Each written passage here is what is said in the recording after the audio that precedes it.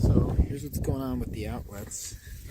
Because we have the plywood, then an inch of foam, even though the box is mounted as far out as it can be on the inside, there's still a huge space. So the thing to do, well, at least the way I'm going to do it, is they sell these box extensions, and that's going to bring us most of the way out. And then after that, I'm going to put this mud ring on it, and that'll leave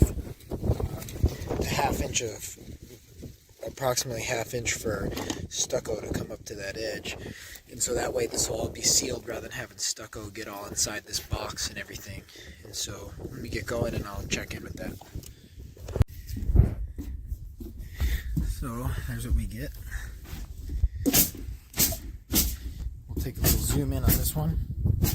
They're all the same, but the box extension brought it out to about flush with the foam, gets screwed in, and then the mud ring gets attached to the foam and sticks out half inch, so that way the stucco will go from the foam to here. It'll be about that thick. It'll end up flush, and then later this cover will go on with its little gasket. And so what I do want to do now is, you can see these are not going to be watertight at all. So one thing I made sure to do was on the extension I kind of bibbed it or shingled it up under the paper, but I'm going to go through and do a sealant. I'm going to come in here and I'm going to, caulk the seams on this, and then I'm doing spray foam too, so I may even come shoot a little spray foam in these edges. It's probably really unnecessary, but I'm trying to be very, very detailed, and so, but that's what it looks like. Now I'll have to do the same thing for the exterior lights too. Well, got quite the crew here today. We got the stucco people doing the foam and the lath and setting up some more scaffolding, and the fire sprinkler people are running all the pipes and basically the sprinklers. So do a walkthrough. Not gonna slow anybody down because they just bid and do their thing, so for me to slow them down, it's not really right. So here's like the orange fire sprinkler pipe they run, and then there's a discharge, and then another one.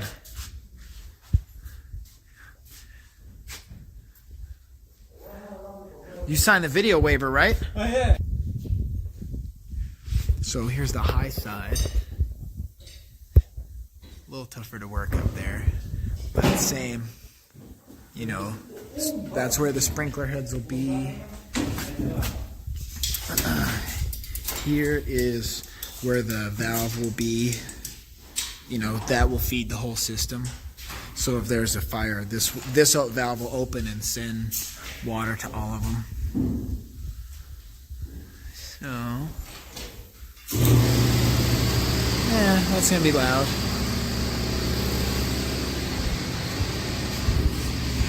So they bring all their special fire fittings and pipes and cutters and deburring stuff and all that.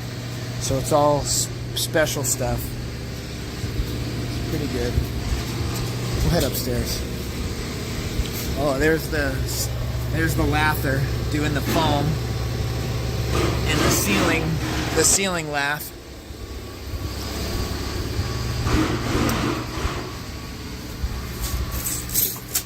You signed the video waiver, right?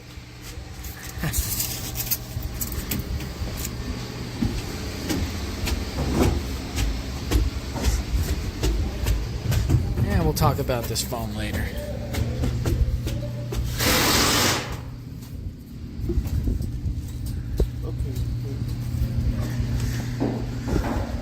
So same in here, wherever the plan's called out and fire approved, they'll need the sprinkler heads, the sprinkler heads, the sprinkler head, the sprinkler head.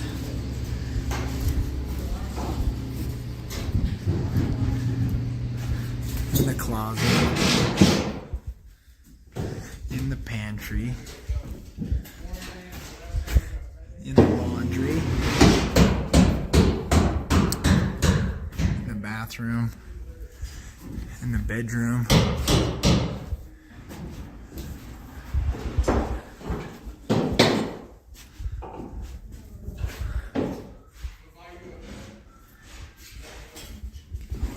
It's looking good.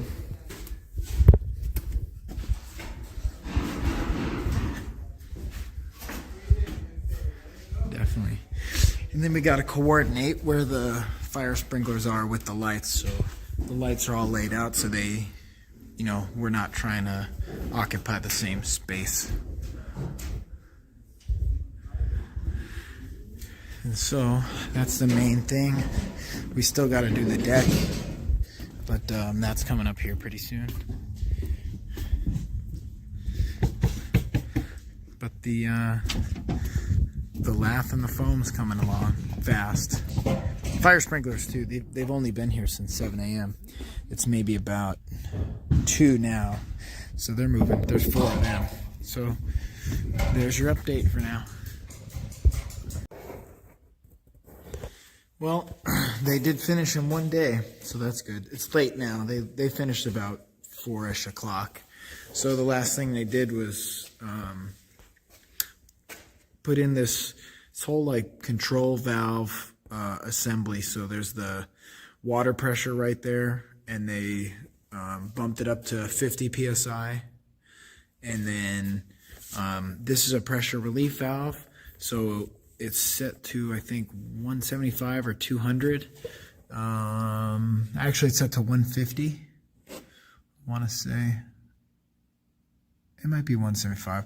I'm not entirely 100% sure how to read it, but they did some adjustments here so that basically if the water pressure exceeds that amount, rather than potentially rupturing a pipe, it'll basically bypass the valve, and this goes back in, and that's a drain. So if I needed to drain the system, I would just open that valve and it would drain outside.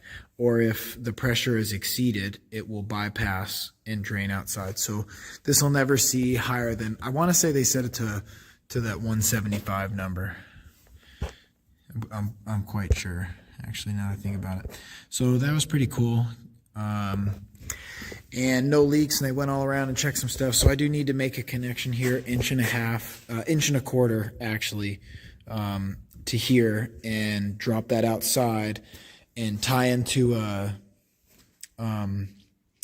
pipe that I have run with a fitting underground. And so I don't totally know all of, you know, what happens in this system, but you know, the stuff is all here, and so this is the first stage of inspection that I need for fire. So fire is going to come and verify we have the right number of sprinkler heads based on the plan and all this stuff, and then make sure this is pressurized and holding water and everything. So 1 day job with the 4 people using this scaffold, and they knocked it out pretty good. And the lath and stucco guys were working really hard. They got a lot done. They have just a little bit more to go. So that's a pretty brief update, but that's where we're at.